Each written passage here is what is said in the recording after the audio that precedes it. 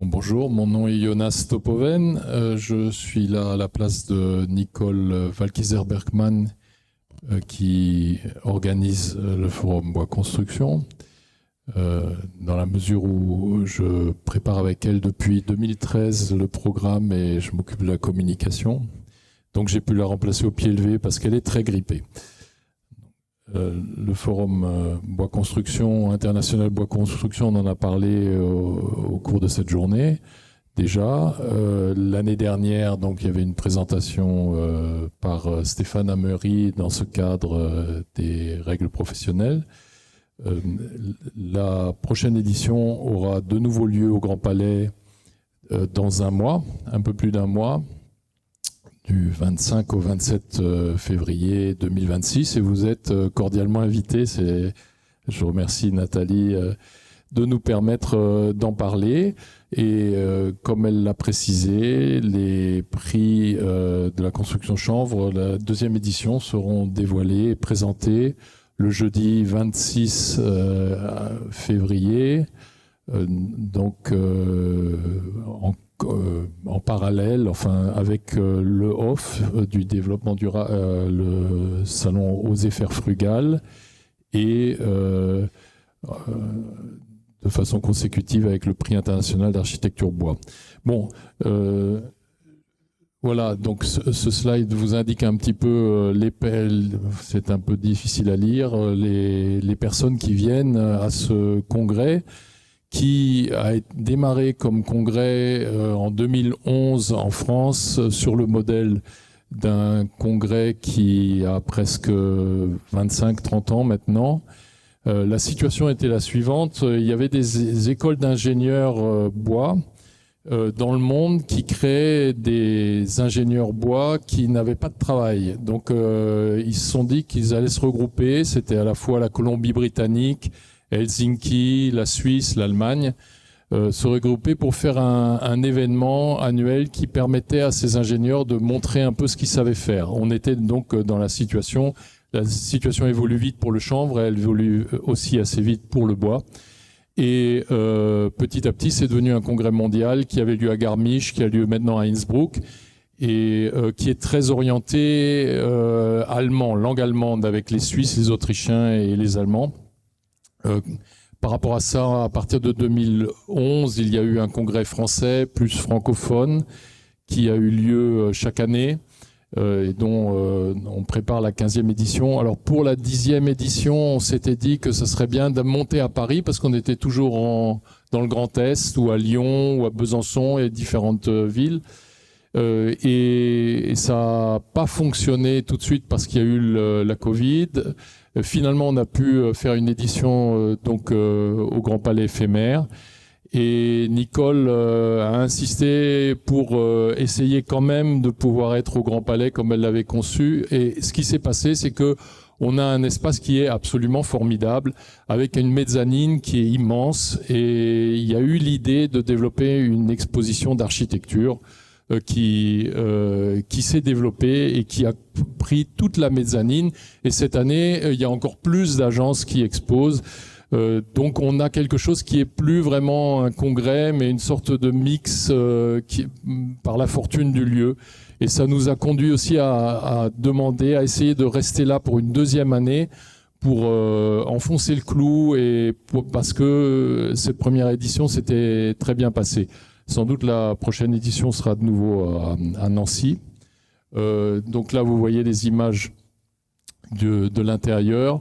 Donc c'est aussi par rapport à un congrès, disons, ce qui s'est développé, c'est qu'il y a une maîtrise, de plus en plus une implication des architectes, y compris dans les créations, dans les émergences, qu'on appelle les émergences, les totems, etc. Donc là, il y a Carlos Barba qui est présent et qui travaille à l'entrée du forum, au vestiaire.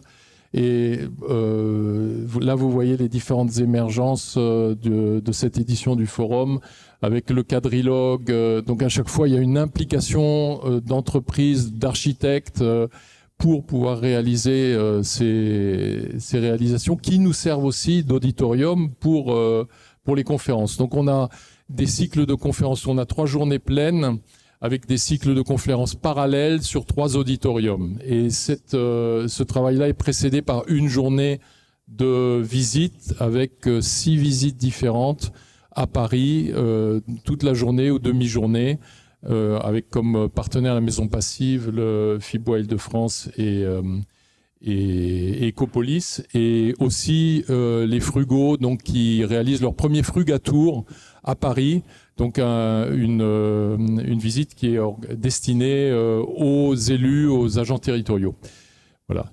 Là, vous avez le village biogéosourcé qui est une partie de la surface d'exposition. Juste, en fait, je précisais hier avec mon homologue de FIBOA France, Céline Laurence, on avait créé il y a 4 ans le comité des géos et biosourcés. Et donc, du coup, Nicole a accepté l'année dernière que ce comité puisse exposer avec la filière terre, la filière paille, la filière chanvre et bois, évidemment. Et donc, du coup, voilà, on a carrément un village qui est concocté par Nicole, et c'est important qu'on ait des vitrines sur nos filières qui sont certes petites, mais extrêmement dynamiques, comme vous le voyez depuis hier. Là, on voit les totems. Totems, ça va au-delà. Donc, différentes réalisations. En haut, milieu, c'est ce que Carlos Barba est en train de produire à partir de matériaux de réemploi. Le vestiaire est développé par Paris Belleville, qui nous a aussi permis de développer les stands Belleville pour 2021, et l'ombrière végétalisée Voltige est à base de châtaignier et conception complètement folle, et qui sera à l'entrée. Le quadrilogue, c'est là où se passe la tribune des innovations, c'est-à-dire quand vous allez sur YouTube et vous allez à la chaîne, sur Playlist, la chaîne du forum, vous voyez 63 pitchs qui ont eu lieu en février dernier. Ici, on a amélioré l'accueil de ces pitchs de la tribune des innovations. Les bouquets de Douglas, on réutilise quelque chose qu'on a déjà utilisé à Dijon, avec des fleurs à base de bananier. Surf and Curve est une construction à partir de contreplaqué, et le Panauditorium version 2.0 est la première fabrication à base de LVL de sapin de Thébault, la première qui sort du four. Voilà. Par rapport au public qui est là aujourd'hui, ce qui est important, c'est que vous veniez voir qui sont les lauréats du trophée Bois Construction, que vous compreniez bien que ceux qui sont lauréats seront sur cette mezzanine exposée, et comme je disais tout à l'heure, sponsorisée par Interchanvre, et que du coup, on se fera un bonheur de vous accueillir. Le sujet de la manifestation, c'est face au climat. C'est pas vraiment innovant par rapport à nous, puisqu'on a toujours ce sujet-là qui est en première ligne.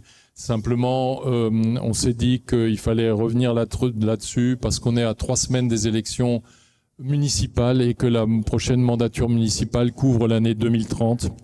Qu'on a des objectifs qui sont balayés sous le tapis, mais qui sont très importants, de réduction de carbone. Personne ne le sait ici, ou très rarement on sait qu'il faut gagner 100 millions de tonnes. Alors la construction est parfois présentée comme le principal émetteur, parfois pas, ça dépend des calculs. Et là-dedans, le coût émissif de la construction, c'est une partie. En tout cas, les matériaux biosourcés font de grands efforts. Les géosourcés, biosourcés font des grands efforts dans ce sens-là, et il s'agit quand même de le refléter, car les municipalités devraient avoir la possibilité de se dire, dans la prochaine mandature, au moins une construction qui dépend de nous, on l'a fait en biosourcé. Parce qu'il faut avancer, sinon on n'arrivera jamais. Et ça, c'est le message qu'on voudrait porter. Il y a beaucoup de communes, il y a beaucoup de possibilités. Alors faites-le avec du chanvre, faites-le avec de la paille, voyons. Hier soir, on avait le maire de Trilport, qui est dans le 77, qui a montré son engagement, comment il avait, depuis plus de 10 ans, construit différents bâtiments. Le premier écoquartier de 45 logements, un bâtiment public, voilà. Et en fait, aujourd'hui, il organise des visites avec les maires avoisinants pour expliquer comment il a fait pour que ça fonctionne. Et donc, du coup, voilà, on a des ambassadeurs dans la filière. Il faut vraiment qu'on arrive à les mettre en lumière. Et c'est aussi un des projets du prix national de la construction chanvre. Merci beaucoup, Jonas. Rendez-vous donc les 25, 26, 27 février au Grand Palais. C'est magique comme lieu. Oui, venez les convaincre, puisque c'est puisque le chanvre est votre métier. Vous avez là tous les architectes qui exposent, une centaine d'agences. C'est une occasion unique pour aller parler avec eux, pour aller les convaincre des gens qui sont déjà quasiment convertis. Voilà. Et n'oubliez pas que le chanvre est complémentaire du bois, vu que le chanvre, vous avez vu toute la matinée, qu'il est coupe-feu, qui protège le bois structurel à partir du moment où vous avez 7,5 cm de chanvre autour de la structure bois. Donc voilà, n'hésitez pas. Merci infiniment et à bientôt.